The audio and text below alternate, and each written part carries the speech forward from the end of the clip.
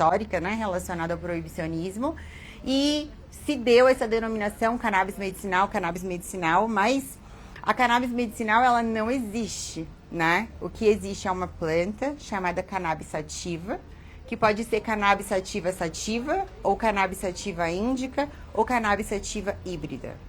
Essas plantas, elas têm diferentes quimiotipos, podendo ser ricas em determinados fitocannabinoides, CBD, THC, CBG, e de acordo com o seu quimiotipo, elas podem ser usadas para fins recreativos, ritualísticos ou terapêuticos. Mas é a mesma planta, não se iludam, tá? Esse estigma, esse preconceito, ele é acerca exatamente da mesma planta. E esse proibicionismo, né, que se deu por fins raciais e algumas questões comerciais também, onde até mesmo a indústria têxtil esteve envolvida, ele trouxe um grande atraso na área de pesquisa, na área da saúde, e acabou que na década de 60, alguns pesquisadores israelenses muito corajosos decidiram que eles queriam entender o porquê que uma planta que era usada mais de 3.000 anos antes de Cristo como um medicamento, né? A cannabis está presente na primeira farmacopeia chinesa, que se conhece já como um medicamento contra cólica, tumores, malária, etc. E aí, do nada, virou a pior planta do mundo, que gera psicose e suicídio. E eles falaram, como é que essa planta realmente age no nosso organismo? Ninguém sabia essa resposta. Então, na década de 60, esses pesquisadores conseguiram isolar pela primeira vez o primeiro fitocannabinoide que foi isolado foi o THC. Em seguida, eles isolaram o CBD, o canabidiol, que virou essa molécula tão famosa, né, terapêutica, e que muitas pessoas pensam que só ela é terapêutica. Isso é mais uma das muitas falácias que, né, existem por aí acerca dessa planta. E aí, eles só foram achar aonde essas moléculas se ligam na década de 80, depois de 20 anos de pesquisa. Pesquisador é um bicho brabo, brabíssimo, né? Porque eles passam anos e anos e anos em cima de uma bancada. E aí, depois de 20 anos, eles conseguiram encontrar esse receptor. E se vocês já estão um pouco habituados, né, com toda essa questão, né, que até o Dr. Marcelo traz sobre a complexidade neuroquímica, né, do funcionamento da nossa fisiologia, eles esperavam, a expectativa desses pesquisadores era encontrar o THC e o CBD se ligando a um receptor já descrito na literatura. Um receptor serotoninérgico, dopaminérgico, né, era o que mais se esperava, né, por causa da questão do THC agindo no circuito de recompensa, talvez até em receptores ligados ali à nossa fome e saciedade, já que o THC dá a famosa larica, né, que é a tal da vontade de comer até o pé da mesa. E é verdade mesmo, né, isso realmente acontece. Só que não, eles acharam lá um receptor, né, ligado numa proteína G, que eles nunca tinham visto um relato, uma descrição acerca daquele receptor na literatura. E nesse momento eles se reuniram e falaram assim, rapaz, será que a gente tem um receptor feito para a maconha? Não é possível. Eles chegaram a levantar essa hipótese, né? E aí, mas o pesquisador, ele é feito para levantar hipóteses e provar que a própria hipótese estava errada ou que estava certa, né? A gente tem que ser imparcial. E aí, o que aconteceu? Em 1993, finalmente, eles encontraram o primeiro ligante endógeno desse receptor. Ou seja, eles encontraram qual é a molécula que o nosso próprio corpo produz que se liga nesse receptor. A esse receptor, eles chamaram de CB1. E a esse ligante endógeno, eles chamaram de anandamida. Derivada do sânscrito, que significa alegria, prazer, felicidade, né? A anandamida, ela traz algumas sensações parecidas com a do THC, né? Ela é responsável pela nossa sobrevivência. Hoje a gente sabe que esse sistema é responsável pela nossa sobrevivência. Entretanto, né, o porquê que, diante do conhecimento que a gente teve sempre, né, sobre a nossa fisiologia, por que nunca se reparou nesse sistema? Essa é uma pergunta muito pertinente, né? Como que esse negócio estava lá o tempo todo e ninguém viu? O sistema endocannabinoide, ele trabalha de forma retrógrada. Vocês entendem o que isso quer dizer?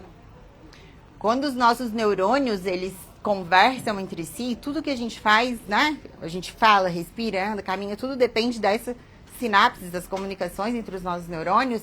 Isso acontece numa ordem, né? Do primeiro neurônio para o segundo, e aí o pré-sináptico, pós-sináptico, e assim a gente aprendeu, né? Como se o nosso corpo funcionasse num só sentido. Como o tal do cavalo do padeiro, né? Só que o sistema endocannabinoide não. Ele é ativado no último neurônio, né? Da cascata neuroquímica. E ele está presente em todas essas comunicações. Absolutamente todas. Qual é a função desse sistema? Ele precisa reconhecer se aquele circuito neuroquímico está trabalhando em equilíbrio. Um exemplo. Aqui tem dopamina demais. Aqui tem dopamina de menos. Aqui tem GABA demais. Aqui tem glutamato demais. Esse serzinho está convulsionando. E aí, ele produz, sob demanda, via de regra, existe um endocannabinoide, que é o 2-AG, que fica armazenado em vesículas, hoje a gente sabe, mas até então a gente acreditava que eles só eram produzidos sob demanda, por isso que a gente nem chama eles de neurotransmissores, os endocannabinoides são chamados de neuromoduladores, por essa peculiaridade de não ficar armazenado em vesícula. E aí ele produz esses endocannabinoides e manda lá para o começo daquela transmissão para organizar aquilo. Então vejam, né, o que a cannabis trouxe para gente. Né? Foi através da pesquisa com a planta que a gente descobriu que a gente não sabia absolutamente nada sobre a nossa fisiologia. Isso deveria nos tornar, acima de qualquer coisa, mais humildes, né? O quanto mais a gente estuda, o quanto mais a gente tem noção do quanto a gente precisa estudar mais e mais e mais, né? E isso é uma responsabilidade de quem se propõe a cuidar de gente, né? E nós somos gente que cuida de gente, a humildade tem que andar colada, né, dentro dessa nossa profissão. E aí, através disso, a gente descobriu esse sistema super complexo. Hoje em dia, a gente sabe que esse sistema, ele influencia muito, né, o nosso funcionamento, mas ele também é influenciado por muitas coisas. Então, cada serzinho tem um sistema endocannabinoide único que vai responder de acordo com a sua genética, com as suas experiências prévias e até com a sua situação atual de vida, né? E por isso se torna tão complexo.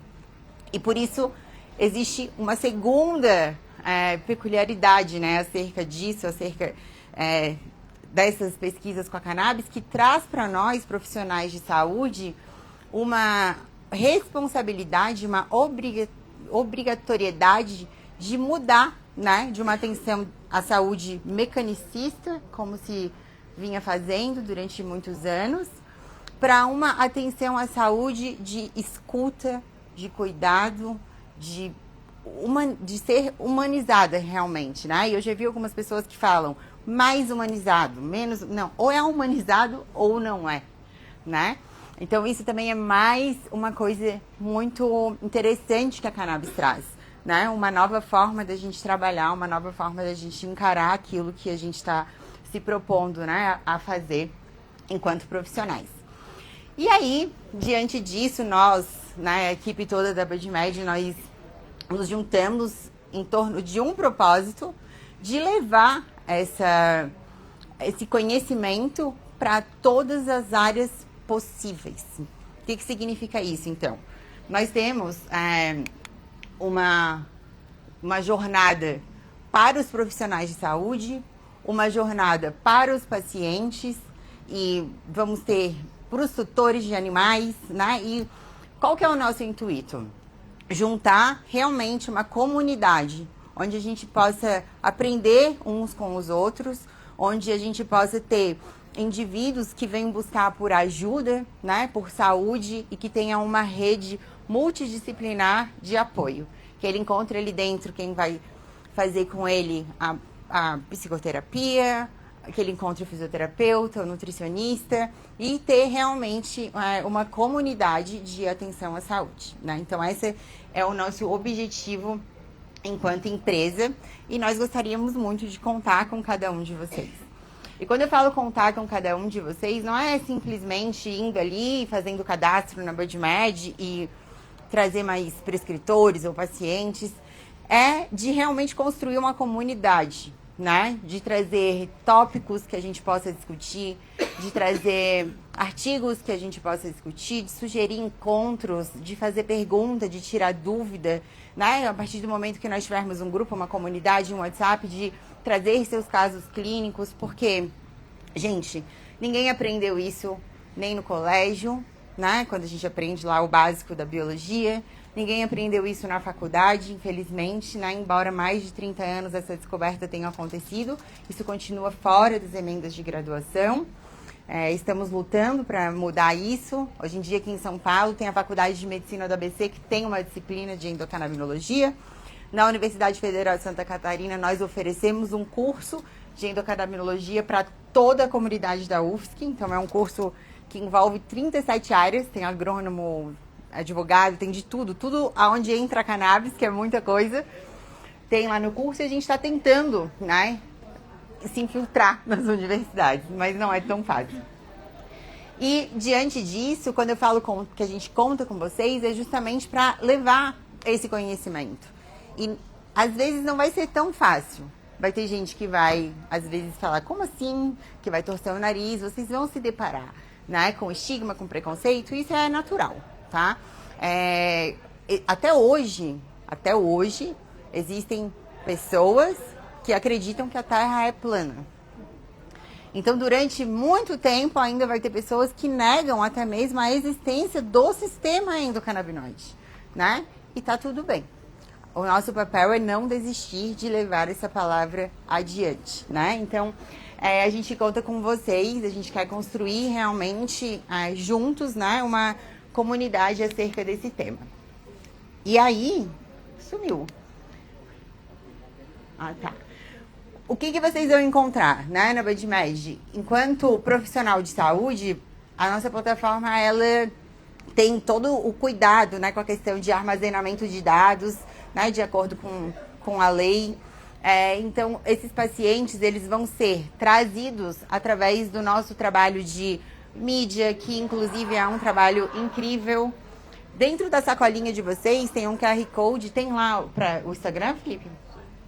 Para vocês seguirem o Instagram, lá a gente traz muitas informações realmente de qualidade. Se vocês, inclusive, interagirem, compartilharem, tudo isso já vai estar ajudando a gente a levar essa palavra adiante.